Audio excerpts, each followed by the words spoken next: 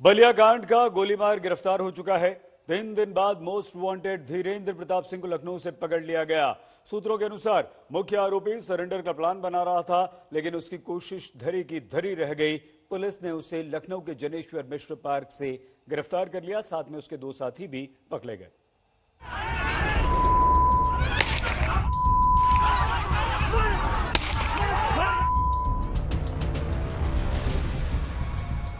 बलिया का गोलीबाज 3 दिन बाद गिरफ्तार।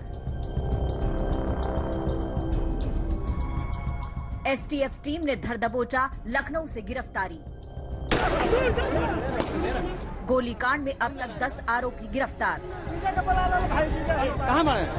बलिया गोलीकांड का मोस्ट वांटेड आखिरकार पुलिस के हत्थे चढ़ ही गया। 3 दिन बाद एसटीएफ की टीम ने लखनऊ के जनेश्वर मिश्र पार्क से गिरफ्तार किया। मुख्य आरोपी धीरेंद्र की तलाश में 3 दिन से यूपी पुलिस खाक छान रही थी। 10 टीमें छापे पर छापे मार रही थी। बलिया का घर घर खंगाला जा रहा था और मोस्ट वांटेड लखनऊ जा पहुंचा था। कि जो धीरेंद्र सिंह आरोपी है उसको यूपी एसटीएफ ने पकड़ लिया। यूपी में लखनऊ में इसको पॉलिटेक्निक चौराहे के पास से गिरफ्तार किया गया। और दरअसल जानकारी के मुताबिक धीरेंद्र सिंह कोशिश कर रहा था कि वो किसी तरीके से सरेंडर कर सके, जिससे कि वो इस पूरे मामले में पुलिस की कार्रवाई से फिलहाल बच सके। उसी जानकारी के तहत वो लगातार यहाँ पर कई वकीलों में के और नेताओं और अधिकारियों के संपर्क में था, जिसके बाद 2 दिन से वो यहाँ लखनऊ में पड़ा हुआ था और इस बीच दूसरे राज्यों में भी जाने की बात थी। सूत्रों के मुताबिक बलिया कांड का मुख्य आरोपी धीरेंद्र सिंह सरेंडर करने के जुगाड़ में था। इसी जुगाड़ के लिए लखनऊ आया था। वो अपने करीबी नेताओं और पुलिस वालों से संपर्क में था। उन्हीं की सलाह से सरेंडर करना चाहता था। 2 दिन पहले जारी वीडियो भी इसी प्लान का हिस्सा था, जिसमें उसने खुद को बेगुनाह बताया था।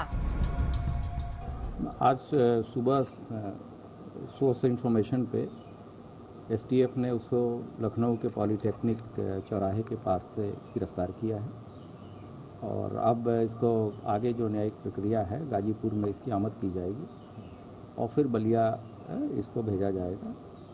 इस पूरे केस में अब तक 5 नामजद अभियुक्त और 5 अन्य लोग गिरफ्तार हो चुके हैं।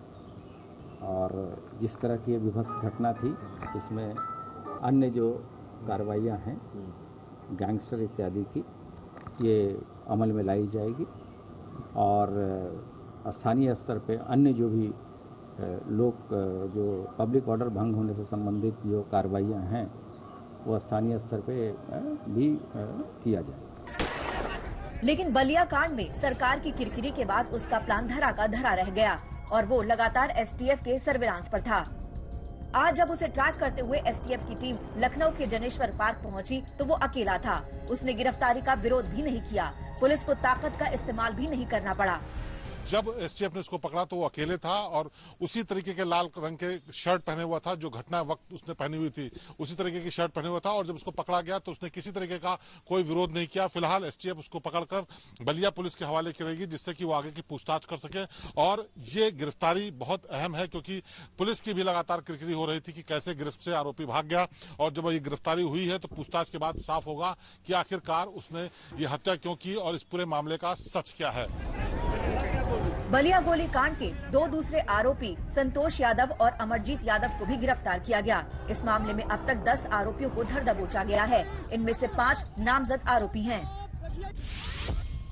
धीरेंद्र प्रताप सिंह उर्फ डब्लू गिरफ्तार, नरेंद्र प्रताप सिंह गिरफ्तार, देवेंद्र प्रताप सिंह गिरफ्तार, संतोष यादव गिरफ्तार, अमरजीत यादव गिरफ्तार।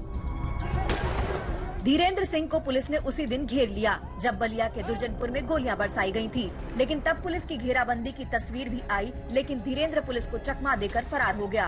पुलिस पर लापरवाही का आरोप भी लगा। पुलिस पे सवाल थे पिछले 3 दिनों से और लगातार दबाव में वो थे।